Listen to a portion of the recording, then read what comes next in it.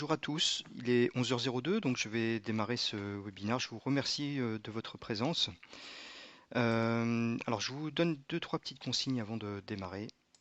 Pour le confort de tous, je me suis permis de couper les micros de tous les participants. Nous sommes à peu près une cinquantaine dans cette session webinaire, donc pour éviter les bruits de fond. Voilà, j'ai coupé les micros. Vous pouvez néanmoins utiliser le chat pour communiquer avec nous si vous avez des questions ou des remarques ou des commentaires. Et deuxième petite chose, eh bien, restez actif sur votre PC pour éviter la mise en veille. Donc nous sommes ensemble 30 minutes pour ce webinaire sur comment booster la vidéo en formation. Alors une petite introduction pour commencer, pour voir un petit peu, faire un petit bilan de la vidéo aujourd'hui en formation et peut-être répondre à cette question, pourquoi continuer à produire des vidéos. Ensuite, on vous donnera, ou je vous donnerai notre point de vue sur les types de vidéos à utiliser et dans quel cas. Et puis, on commencera à vous donner des conseils également pour essayer de définir votre besoin. Donc, avant de passer en réalisation, de bien définir son besoin, c'est hyper important dans la réalisation de vidéos pédagogiques. Donc, j'essaierai de vous aiguiller dans ce sens. Et en dernier lieu, bien, on verra comment aujourd'hui on peut booster les contenus vidéo par différents procédés ou différentes techniques. Donc on va parler par exemple de vidéos interactives, de l'hébergement de la vidéo, de l'indexation, chapitrage et pourquoi pas de l'international avec la traduction automatique. Donc l'objectif de ce webinaire, eh bien, c'est de vous partager notre expérience sur l'utilisation de la vidéo en formation. Chez Mandarin Academy, ça fait quelques années maintenant que on produit des vidéos pour la formation. Donc pourquoi pas vous faire profiter de cette expérience justement. Et bien sûr de vous faire découvrir quelques outils simples. On est quand même dans un MOOC Office 365, donc je vous présenterai aussi quelques outils dans Office 365 qui vous permettront de réaliser, d'héberger une vidéo, de la publier très très rapidement. Et bien sûr quelques innovations et astuces autour de la vidéo pour justement comment les rendre un peu plus attractives et comment les booster un peu. Alors avant toute chose, je vais d'abord me présenter. Je suis Alain Damanti. Je suis responsable de l'équipe de réalisation chez Mandarin Academy. Donc une équipe qui est composée de graphistes, motion designers, de monteurs vidéo. Alors Mandarin Academy, c'est la société qui se cache derrière le MOOC Office 365. Alors, on n'est pas forcément toujours hyper visible sur le MOOC justement, mais voilà, donc je vous donne l'information. Donc on est une société de 40 collaborateurs environ, dont la spécialité est l'accompagnement à la transformation digitale des entreprises. Notre objectif est de faciliter la prise en main d'usages et de nouvelles technologies. Donc nous proposons des dispositifs assez complets d'accompagnement au changement, donc par le biais de plateformes, de formations en distanciel, de formations sur site, de dispositifs de communication, etc. Donc nous, chez Mandarin, on a toujours cru en la vidéo comme un support de formation puissant et surtout pérenne. Juste quelques chiffres pour vous convaincre de ça. Aujourd'hui, c'est près de 2000 vidéos qui sont sur le MOOC Office 365, donc 2000 vidéos en deux langues, donc c'est à peu près 1000 vidéos françaises et 1000 vidéos anglaises. Donc aujourd'hui, tous les produits, tous les éléments que vous pouvez retrouver dans Office 365 sont couverts d'une manière ou d'une autre par un tuto, un cas d'usage. On a vraiment tous les sujets qui sont couverts aujourd'hui. Donc bien sûr sur Office 365 particulièrement, mais Mandarin, on a également une grosse expérience sur la téléphonie notamment et des applications métiers puisqu'on est également capable de créer des contenus sur mesure pour nos clients et sur demande. Et donc depuis sa création, depuis environ 10 ans, c'est plus de 5000 réalisations qui ont été produites par, enfin 5000 réalisations vidéo qui ont été produites par Mandarin Studio. Alors, ensuite, je vais vous présenter encore, toujours en chiffres, pourquoi il faut continuer à produire des vidéos en formation. J'ai repris en fait quelques chiffres d'enquête qui étaient intéressantes sur le sujet. Donc, on le sait, depuis plusieurs années, la vidéo elle s'est vraiment imposée en formation et notamment face au déclin du format flash, des serious games. La vidéo a vraiment pris la place de ces ces supports-là qui étaient assez compliqués en général à mettre en place, qui n'étaient pas forcément toujours des dispositifs très pertinents. Mais aujourd'hui, donc, déjà ce chiffre qui est assez éloquent, 60% des entreprises utilisent la vidéo pour la formation. Donc c'est quand même énorme. Je pense que ce chiffre va continuer à augmenter dans les prochaines années. Ensuite, la vidéo, maintenant on le sait, on n'a plus de doute là-dessus, va captiver davantage son public. Et on gagne en général à peu près 25% d'engagement et de mémorisation supplémentaire par rapport à des supports classiques, écrits, ou même par rapport à une présentation magistrale par exemple. Alors tout simplement parce que le cerveau humain va enregistrer plus facilement des informations lorsqu'on allie le visuel, le son, l'image. Donc pour de la formation, effectivement, c'est intéressant de pouvoir gagner et de pouvoir captiver 25% de plus et 25% de mémorisation supplémentaire. Ensuite, c'est un vecteur qui est quand même plus direct et plus rapide qu'un support papier. Et donc ici, par exemple, 82% pardon, des personnes qui ont été interrogées pensent qu'une vidéo courte vaut mieux qu'un long discours. Dernière petite chose, la vidéo s'est largement démocratisée ces dernières années. Donc pour illustrer cela, il suffit de lire ce chiffre, hein, 80% du trafic web aujourd'hui correspond à la consommation de vidéos.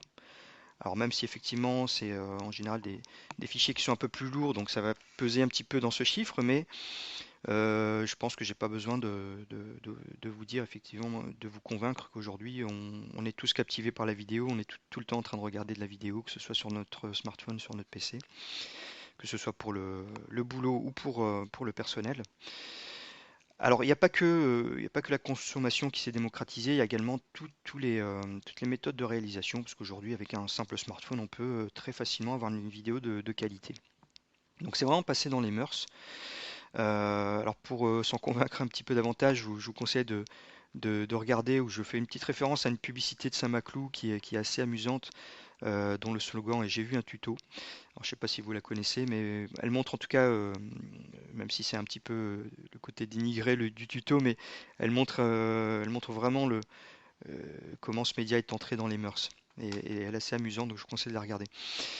Donc voilà, donc je pense qu'aujourd'hui on est tous convaincus que la vidéo elle est présente depuis longtemps, elle a fait ses preuves, elle n'est pas prête de s'essouffler. Néanmoins, pour être efficace réellement, donc un tuto, ça peut être, je vous disais, ça peut être simple à réaliser aujourd'hui, hein, tout le monde peut réaliser un tuto. Mais ça reste néanmoins un métier et un savoir-faire, et notamment en termes de pédagogie. Et donc voilà, ça obéit quand même à quelques règles. Il faut quand même être précis, pointilleux, etc. pour que la vidéo en 2 minutes nous donne vraiment ce qu'on a besoin de savoir sur l'élément qu'on est en train de présenter. Alors je vous montrerai justement les quelques étapes juste après cette introduction. Alors tout d'abord, et avant de vous donner justement quelques conseils avant de réaliser un bon tuto ou une bonne vidéo, on va essayer de définir aussi quel type de vidéo on va pouvoir utiliser ou proposer dans le dispositif de formation. Et pour cela, je vais mettre en opposition en fait deux axes.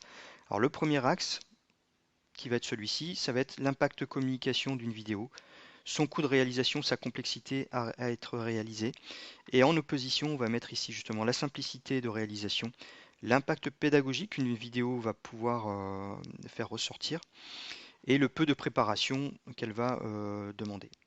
Et sur ces deux axes, en fait, on va positionner quatre types de vidéos euh, qu'on propose chez Mandarine dans un dispositif de formation. Donc le premier format de vidéo, ça va être le teasing.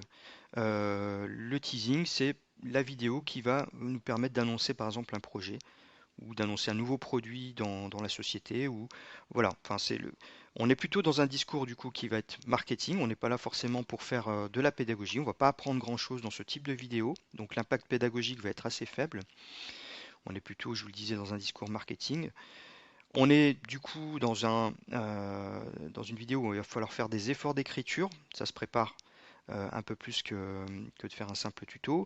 On va être dans des choses un peu compliquées à réaliser, comme du motion design par exemple. Donc on va essayer de faire des choses assez dynamiques. On est là vraiment pour séduire, pour essayer d'attiser la curiosité, éventuellement de donner des informations. Donc forcément, pour ce type de vidéo, on va avoir un coût de réalisation qui va être assez élevé. Euh, et donc voilà, on va peut-être pas en faire non plus tout un module de formation. Ensuite, on va positionner ce que nous on appelle le cas d'usage chez Mandarine. Donc c'est un format séduit particulièrement, euh, puisqu'on est plutôt déjà dans du concret et on va essayer de faciliter l'adoption des utilisateurs en leur présentant justement des avantages et des exemples concrets d'utilisation d'une solution. Donc pour ce type de vidéo, on va avoir déjà un impact pédagogique qui va être plus important que du simple teasing. Son coût de réalisation qui va rester moyen parce qu'on va quand même essayer d'agrémenter par des animations justement le concept qu'on va essayer d'expliquer ou l'exemple qui va être pris. Donc il y a un petit mélange entre le tutoriel et les explications. Donc on va se retrouver avec une vidéo qui va être moyennement facile à réaliser, mais en tout cas qui va avoir son intérêt et qui va être surtout un bon complément au tutoriel qu'on va positionner justement ici sur ces deux axes, un peu comme étant le bon équilibre, on va dire, entre ces deux axes justement, parce que dans le tuto, on va avoir un impact pédagogique qui va être important. On est quand même déjà dans un discours qui va être fonctionnel, donc on va aborder les choses vraiment de façon fonctionnelle. Par contre ici, on va avoir quand même un effort de projection qui doit être fait par l'apprenant, parce que justement, il n'aura pas l'exemple d'usage forcément, il n'aura pas l'exemple qui va lui parler de suite. Donc il y a une petite projection qui doit être faite par l'apprenant, et c'est un petit peu le défaut du tuto, c'est qu'on ne va pas avoir forcément on va pas être très objectif en fait dans ce qu'on va montrer. On va montrer une fonctionnalité, mais on va pas expliquer à quoi elle sert réellement. Donc ça peut être bien justement du coup d'associer ces deux formats-là, le cas d'usage et le tuto, qui vont être assez complémentaires finalement. Après, ici au niveau réalisation, on est déjà dans un coût de réalisation qui peut être faible parce qu'on peut réaliser un tuto assez facilement. Et dernière chose, donc le replay, puisqu'on nous on appelle le replay ou le webcast, c'est tout simplement un enregistrement live, ce que je suis en train de faire actuellement, hein. Je suis en train de vous présenter ces différentes analyses et en même temps je suis en train de m'enregistrer. Donc le coût de réalisation effectivement va être faible. Les efforts d'écriture, ben, il n'y en a quasiment pas parce qu'on va en général s'enregistrer directement. Donc ça c'est vraiment le cas typique d'un formateur par exemple qui va faire ça, qui va dérouler sa formation. On va l'enregistrer, ça va permettre aux apprenants de regarder de nouveau éventuellement sur certains points qu'ils auraient loupés ou qu'ils auraient envie de revoir. Donc là, on est quand même dans une vidéo qui peut avoir un fort impact pédagogique, qui va être simple à réaliser finalement, et qui va demander peu de préparation. Par contre, effectivement, par rapport à du teasing, bon, c'est moyennement séduisant, on n'est pas dans les fioritures infographiques, etc. Donc voilà un petit peu comment nous chez Mandarine on voit un petit peu les choses au niveau des formats, des différents types de formats de vidéos qu'on peut proposer à nos clients et que d'ailleurs vous allez retrouver également dans le MOOC Office 365 parce que je fais aujourd'hui le parallèle, je vais vous montrer ça tout de suite en allant sur la plateforme.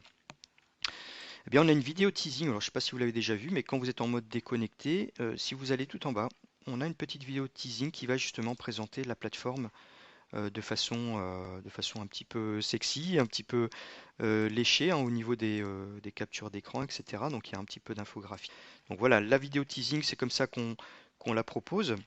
Ensuite, les trois autres formats donc, que je vous ai détaillés, ben, chez nous c'est exactement ce que vous retrouvez finalement dans le menu du haut, c'est-à-dire les cas d'usage qui vont vous présenter les cas concrets d'utilisation de la solution Office 365.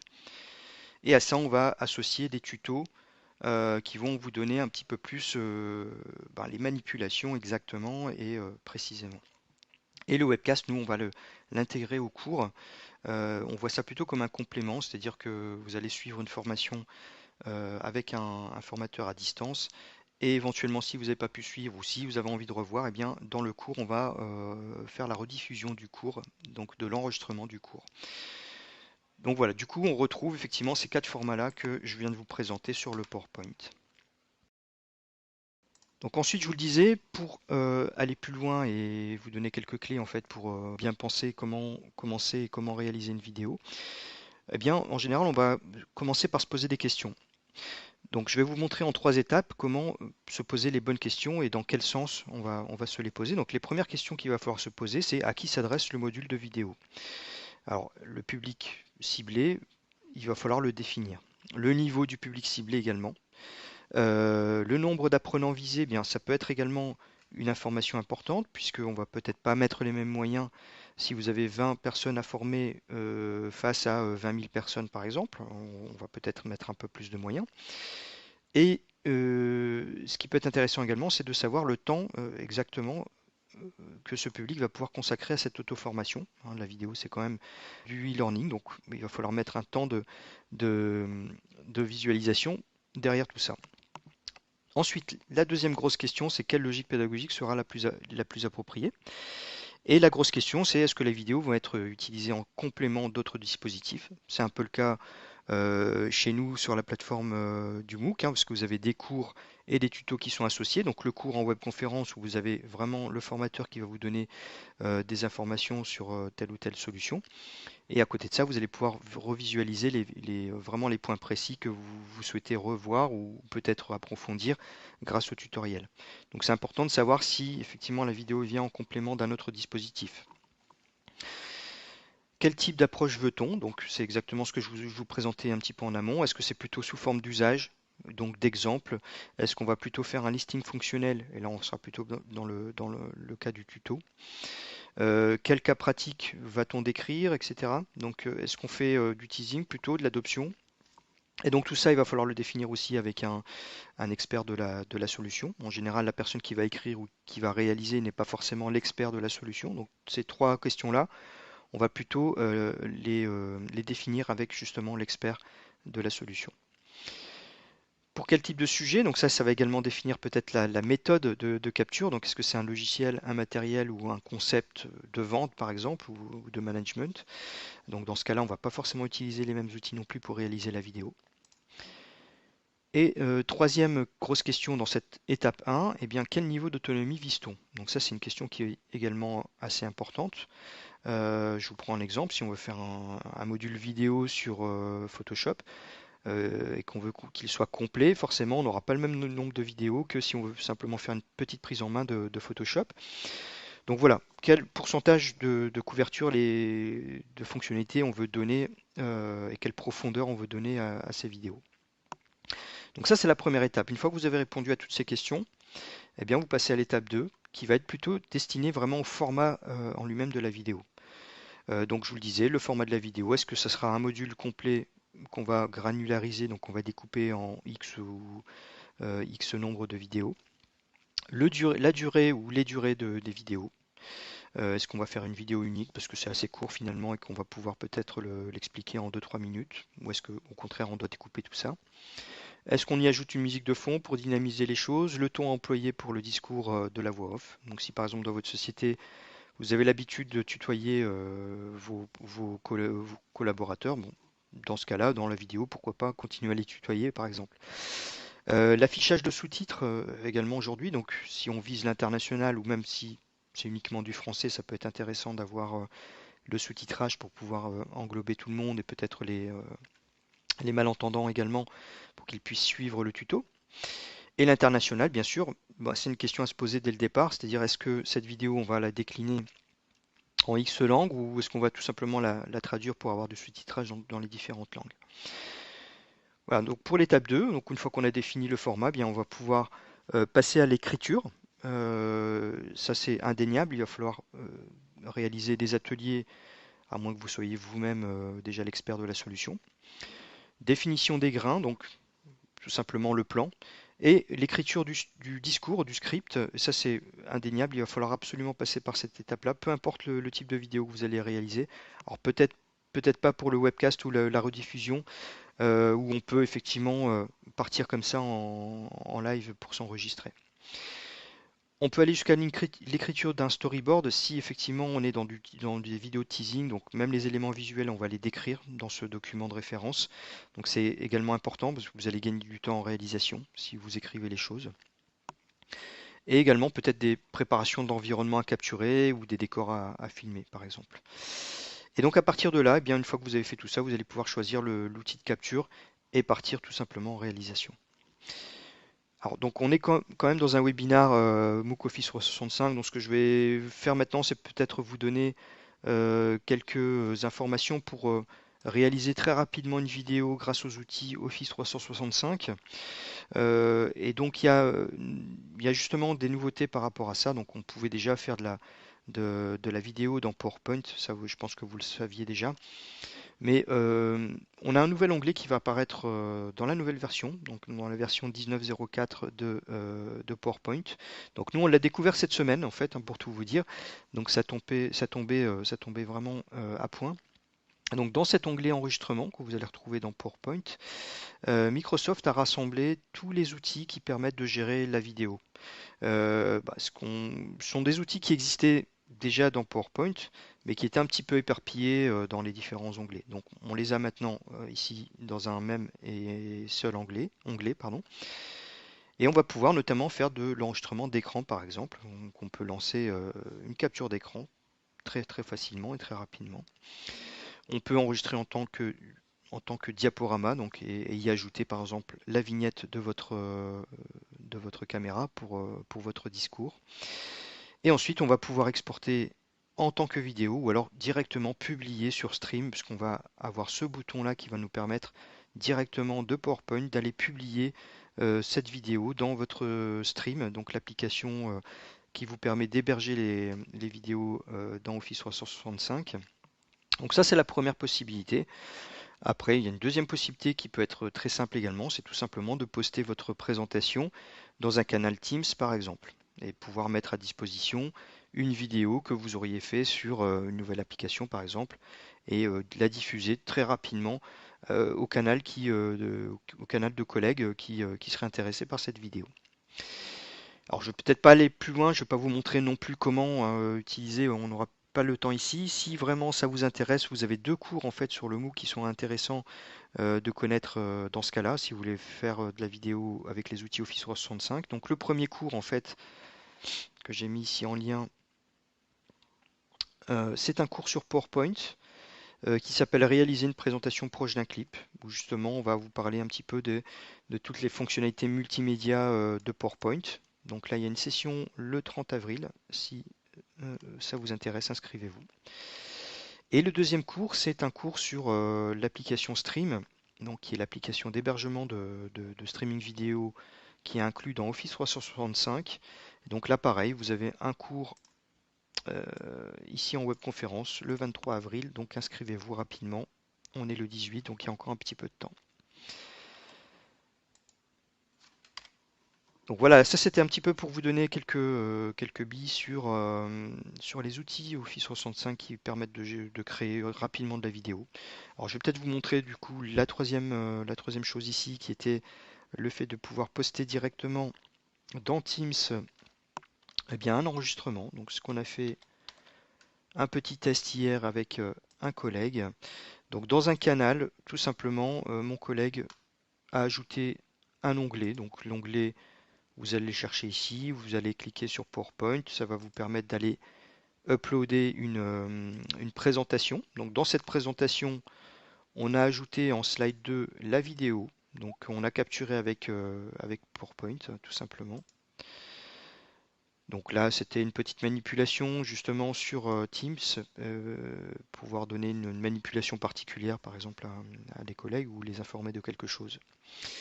Alors, je ne sais pas si vous l'avez remarqué, mais dans la capture d'écran que je vous ai faite ici, avec cet onglet, ce nouvel onglet enregistrement dans PowerPoint, vous avez également ici la possibilité d'ajouter un formulaire. Alors, vous allez me dire quel est le lien avec la vidéo, effectivement. On a trouvé cette idée plutôt sympa. De retrouver cette possibilité d'ajouter un formulaire directement dans PowerPoint, parce que finalement, eh bien, d'une simple vidéo, on peut partir, donc ce qu'on a fait ici dans la slide 3, on a ajouté un formulaire Forms dans lequel on va questionner, alors là on a mis quelques questions un peu bateau, un peu d'exemple, hein, mais dans lequel on va pouvoir questionner par exemple les utilisateurs qui auraient visualisé la vidéo, ou pourquoi pas leur faire tout simplement un petit quiz pour voir s'ils ont bien compris ce qu'on a expliqué dans la vidéo. Donc ça permet d'avoir voilà, je pense en quelques minutes, vous pouvez réaliser la vidéo, réaliser le quiz derrière qui va bien et la diffuser très rapidement, soit dans Stream, soit dans Teams comme je viens de vous le montrer. Déjà une première façon de booster ou de dynamiser un petit peu sa vidéo. Alors justement, donc on arrive à la troisième partie de ce webinaire où je vais vous expliquer un petit peu comment on peut essayer de booster sa vidéo. Alors c'est vrai que c'est un support qui a fait ses preuves.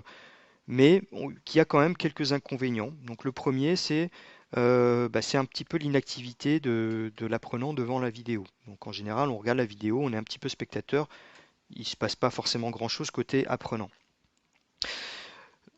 Aujourd'hui, on a des outils qui permettent d'ajouter de l'interaction dans la vidéo. Donc, par exemple, un petit quiz pendant la vidéo, ou alors une action de l'apprenant, un clic pour pouvoir avancer à la suite, ou pouvoir faire des choix, ou pourquoi pas un téléchargement de documents pour donner un peu plus d'informations, par exemple.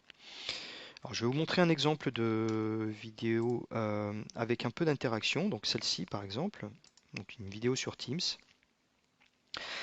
dans lequel on a ajouté des actions. Donc les actions sont représentées ici par les petits points. Donc ici par exemple, tout simplement un petit quiz qui va nous permettre de vérifier si...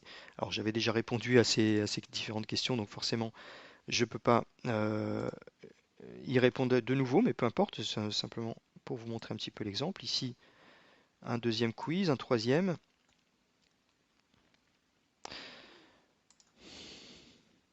Donc voilà, une façon un petit peu d'ajouter, alors par exemple un bouton qui permet d'ouvrir des détails supplémentaires relatifs à ce cours, etc. Donc c'est une première façon de booster sa vidéo finalement, d'ajouter peut-être un petit peu d'interaction et un petit peu de quiz, etc., d'interaction en tout cas côté apprenant. Deuxième petit exemple, comment booster sa vidéo, on peut peut-être essayer de les afficher différemment ou de les intégrer justement dans des supports un petit peu plus classiques ou comme complément à des supports numériques ou formation. Donc pareil, je vais vous montrer un exemple plutôt qu'un long discours, hein.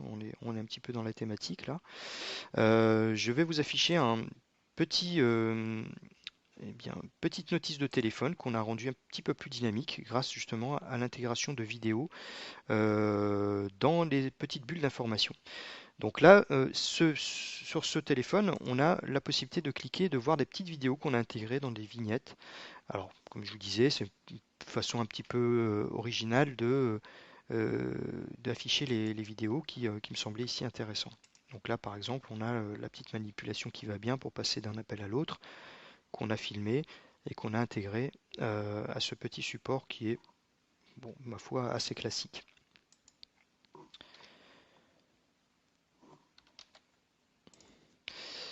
Alors troisième piste pour booster votre vidéo, bien finalement c'est l'hébergement. Donc ce que va proposer plutôt l'hébergement d'une vidéo. Et notamment ici, je vais vous montrer concrètement comment l'indexation notamment et la recherche peuvent vraiment booster. Alors peut-être pas la vidéo en elle-même, mais en tout cas le fait de pouvoir retrouver facilement une information. C'est un inconvénient dans la vidéo, on le sait, hein. Une vidéo n'est pas forcément facile à indexer. On n'a pas forcément le choix parfois que de regarder tout le début de la vidéo pour pouvoir trouver une information qui m'est importante. Et bon, aujourd'hui, on est quand même dans du rapide. On essaie de trouver des informations très très rapidement. Donc notre premier réflexe quand j'ai besoin, par exemple, d'avoir une information sur Word ou Excel ou n'importe quel sujet, eh bien, notre premier réflexe, c'est d'aller sur Google et de rechercher un terme. Bon, là, la deuxième problématique, c'est qu'on va se retrouver avec 10 millions de résultats et que c'est pas forcément non plus simple de s'y retrouver. Et donc, nous, on a trouvé une méthode assez simple, finalement, de se retrouver dans une vidéo en passant par la recherche. Donc, ce que je veux vous expliquer, c'est que lorsque nous hébergeons une vidéo sur nos serveurs, elle est retranscrite automatiquement. Donc il y a une retranscription de tout le discours qui se fait hein, automatiquement. Et cette retranscription, on va pouvoir l'utiliser pour la recherche sur la plateforme. Donc là, je vous montre un exemple concret à partir de notre plateforme. Je vais revenir sur l'accueil peut-être pour faire ça. Donc si par exemple j'ai besoin d'une information, je suis dans Power BI, j'ai besoin d'informations sur l'éditeur de requêtes, donc qui est un panneau particulier euh, de Power BI. Je vais taper tout simplement éditeur de requêtes dans cette zone de recherche. Alors ça va me permettre d'avoir quand même des résultats qui vont être plutôt pertinents, puisqu'on va avoir ici en premier lieu la vidéo, en premier choix de résultats, la vidéo qui me présente justement l'éditeur de requêtes dans Power BI. En plus de ça, je vais avoir d'autres vidéos, donc qui certainement contiennent ces termes-là et en tout cas qui vont me proposer peut-être des informations supplémentaires sur l'éditeur de requêtes. Donc par exemple celle-ci, même si le titre n'a rien à voir avec l'éditeur de requêtes, eh bien je vais pouvoir l'ouvrir. Ah, j'ai été déconnecté, c'est pas très grave, on va se connecter rapidement.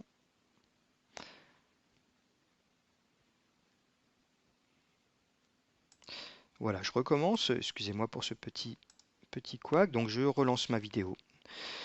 Donc la vidéo fait quand même 5 minutes. Donc est-ce que je vais devoir la regarder entièrement pour finalement essayer de retrouver l'information que j'ai besoin? Eh bien non, ici, grâce à la retranscription dont je vous ai parlé, la retranscription automatique, on va retrouver justement ici, qui nous permet d'ailleurs de naviguer dans la vidéo à des endroits très précis. Eh bien, je vais pouvoir également rechercher ici du contenu. Donc si je tape requête, logiquement, je vais retrouver, voilà, donc c'est le cas, je vais retrouver ici les deux endroits où on parle effectivement de l'éditeur de requête dans Power BI. Donc ici à 5 minutes 40 par exemple, et je vais du coup retrouver rapidement l'information dont j'ai besoin. Donc d'une certaine manière, on va booster la consommation, en tout cas l'accès à l'information dans la vidéo, donc ce qui est quand même assez important. Ensuite, il y a une deuxième façon, enfin une façon supplémentaire de se retrouver plus facilement dans une vidéo. Donc là, on l'a vu par la recherche, mais également, on peut aujourd'hui chapitrer et donc naviguer dans une vidéo, donc notamment dans les vidéos qui sont longues. Là, par exemple, le webcast, je vais l'enregistrer. Demain ou après-demain, vous allez pouvoir le consulter en replay. Donc, ce qu'on va faire, c'est tout simplement chapitrer le webcast pour que vous puissiez naviguer d'une partie à l'autre, ou en tout cas voir un petit peu le déroulé général de la vidéo. Alors, je vais vous montrer pareil, un exemple concret pour cette partie-là. Alors, on va retrouver ce webcast, par exemple. Donc c'est un webcast de plusieurs minutes, de 30 minutes, que j'ai enregistré il y a quelques temps maintenant, et dans lequel ici on va justement retrouver le plan de la vidéo. Donc c'est pas uniquement du chapitrage visuel, on va pouvoir justement alors retrouver la retranscription détaillée de toute la vidéo, et également pouvoir basculer d'une partie à l'autre grâce à cette navigation qui a été créée en même temps que le chapitrage. Donc en plus de ça, je peux coupler éventuellement à la recherche. Si par exemple je veux des informations sur l'application mobile, donc effectivement j'ai un chapitre qui est dédié ici à l'application mobile de Booking.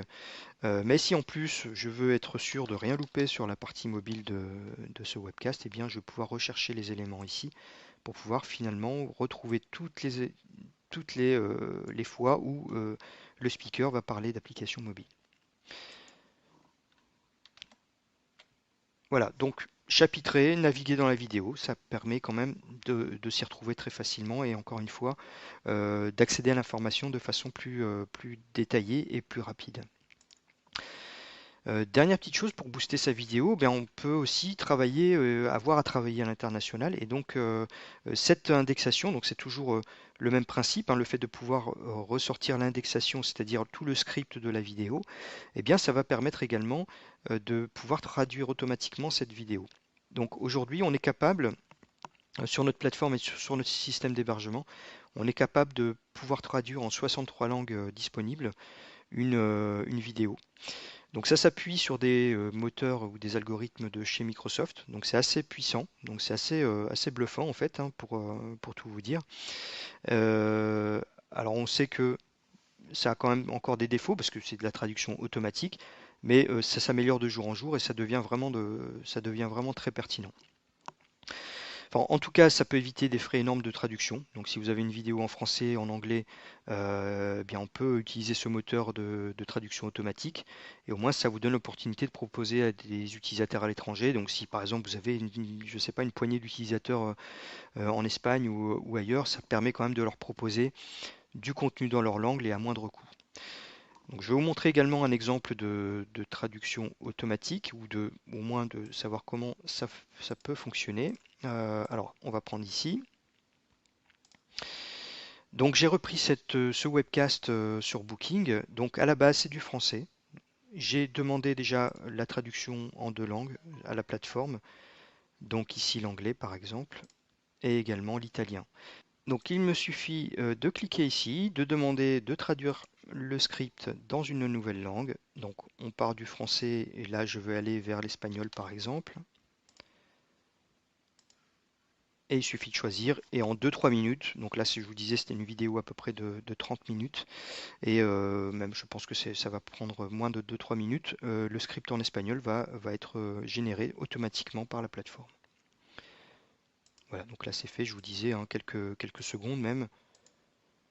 Et ça me permet ici d'avoir le minutage et la traduction automatique que je vais retrouver ici.